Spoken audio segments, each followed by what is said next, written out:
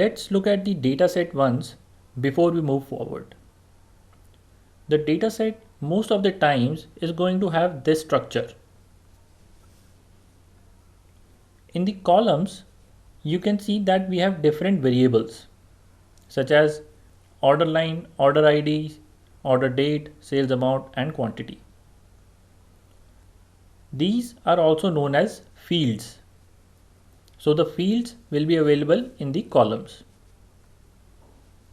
Each row contains one instance or one example. These rows are also known as records. Having a data like this is not advisable.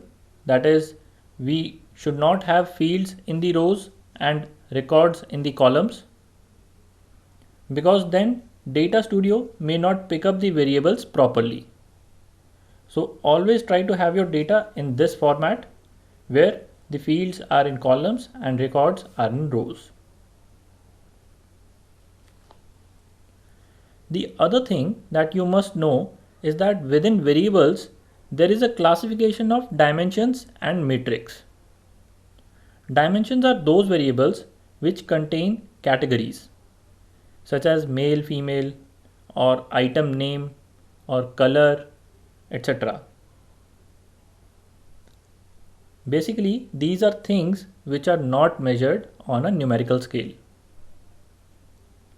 On the other hand, metrics are things which are measured on a numerical scale, like height or weight of a person, quantity of products sold, marks scored in an exam, etc.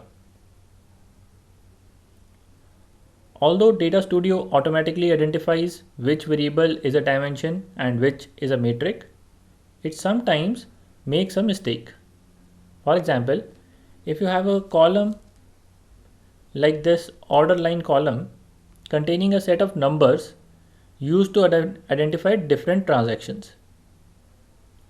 Because these are numbers, Data Studio will think of it as matrix. But these are not numbers in the real sense. This value of 2 is not twice of this value of 1. They are just order numbers and not a parameter measured on a numerical scale. Similarly, variables such as zip codes or postal codes are often misjudged as metrics because they also have numbers in them. In such a situation, we may need to correct them manually. Now, why are we concerned about metrics and dimensions? Because both of these have different types of visualizations. For example, in a bar chart, on one axis you have the dimensions, such as the country names. And on the other axis, we have metrics, such as the total number of cases. However, if you plot a scatter plot, this is a scatter plot.